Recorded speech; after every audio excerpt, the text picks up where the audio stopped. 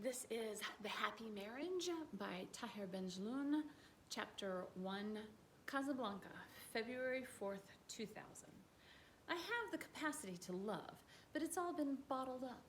Scenes from a Marriage, Ingmar Bergman.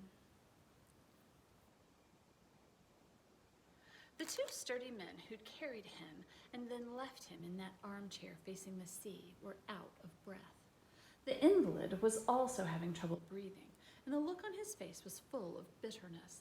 Only his conscience was alive. His body had grown fatter. He'd become very heavy. As for his speech, it was slow and mostly incomprehensible.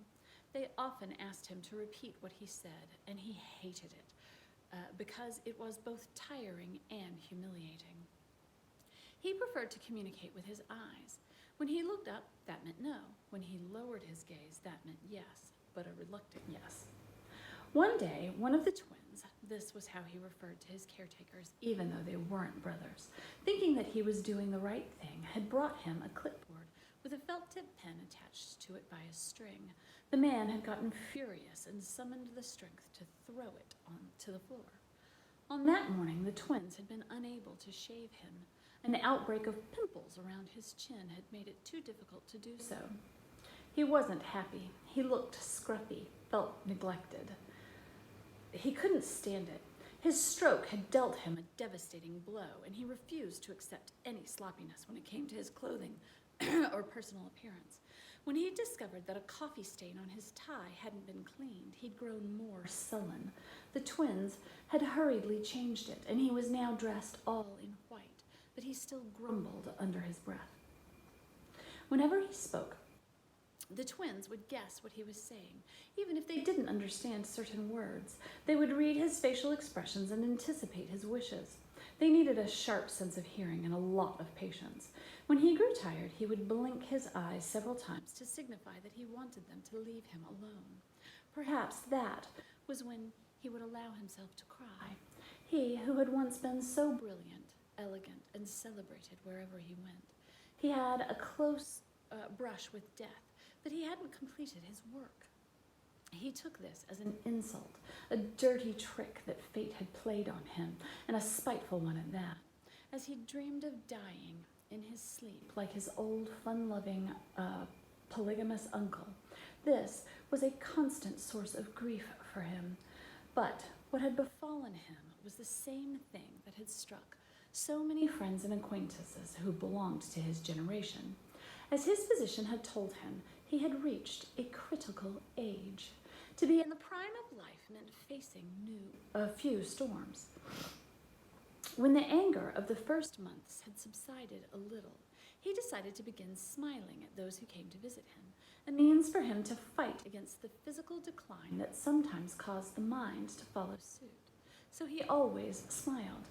There was his morning smile, which was subtle and sweet, his afternoon smile, which was impatient and curt, and the one he wore in the evenings, which, in the long run, turned into a faint grimace. Then he suddenly stopped smiling. He didn't want to pretend any more. Why should he smile? Who would he smile at, and for what purpose? The illness had changed his habits. Was it an illness, or was it death? He wasn't the same man anymore. He saw that in other people's eyes. He had lost his presence as a great artist, but he refused to hide. He wanted to be able to leave the house before too long and show his new condition in public. It would be a painful process, but he insisted on going through with it. Curiously enough, despite his almost total paralysis, he had never contemplated giving up painting. He was convinced that the evil that afflicted him was nothing more than a little episode that was bound to be temporary. Every day he would try to move the fingers of his right hand, and every day he would ask for a brush, which they would place between his thumb and forefinger, but he was unable to keep a grip on it for long. So he would keep repeating the exercise several times each day. The moment he could grip a brush, he would start caring less about the condition the rest of his body was in. Ideas for new paintings swarmed around in his head. His inability to paint had put him in a constant state of excitement. He was even more impatient than usual.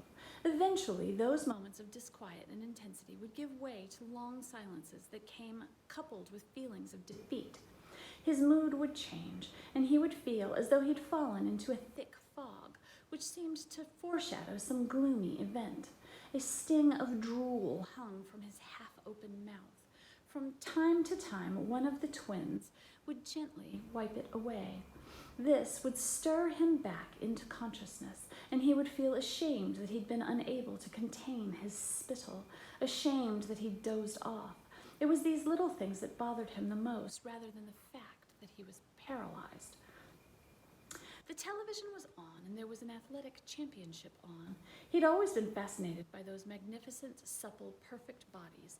In fact, too perfect to be human.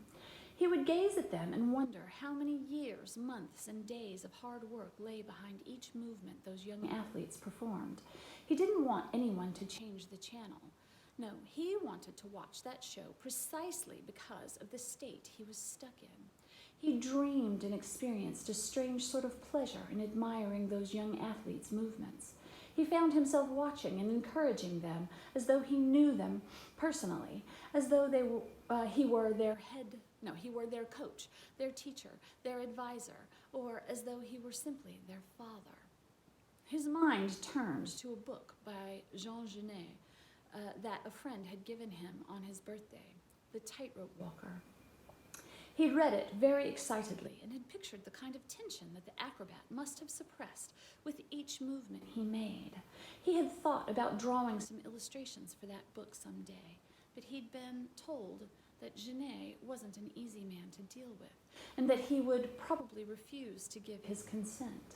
He would reread it from time to time and focus on a wire extended between two fixed points and picture himself balanced on top of it, his body drenched in sweat, his trembling arms holding on to the rod, then watch himself slip, fall, and shatter all his limbs.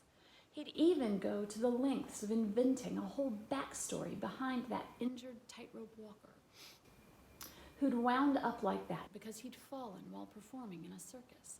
That accident was physical, not psychological. That man wasn't a vexed, anxious painter, but an acrobat who'd broken his body 30 feet below the wire. He was pleased with the discovery he'd made. Not a single tear had slipped down his cheek. His spirit hadn't flagged. He touched his leg using his limp, heavy hand and didn't feel a thing. "We'll get better. Hang in there, sonny boy," he said to himself. He hadn't seen his wife since their last quarrel, and the stroke that had immediately followed in its wake. He was now living in his studio, which he'd had equipped with all the things he needed in order to get by and overcome the trial of that illness. She occupied the other wing of their house in Casablanca, which was very large. The twins had been instructed never to let her anywhere near him, but he might as well not have bothered.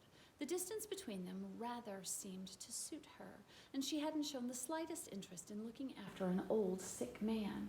He had wanted to take stock of their 20-year marriage. From that point of view, the break that his stroke had imposed on their relationship had been fortuitously timed. He would sometimes see her make herself pretty to go out from one of the studio's windows that gave out onto the inner courtyard of their villa. Nobody knew where she went, which was for the best. In any case, he had decided to neither keep an eye on her nor suspect her. In the past, when he'd been healthy, he had fled, gone on a trip, and disappeared off the face of the earth. That had been his usual response to his frustrations or their marital disputes. He used to keep a journal where he only wrote about the problems in his marriage. He didn't mention anything else in that notebook. Over the course of 20 years, the transcripts of their quarrels, aggravations, and tantrums hadn't varied a great deal.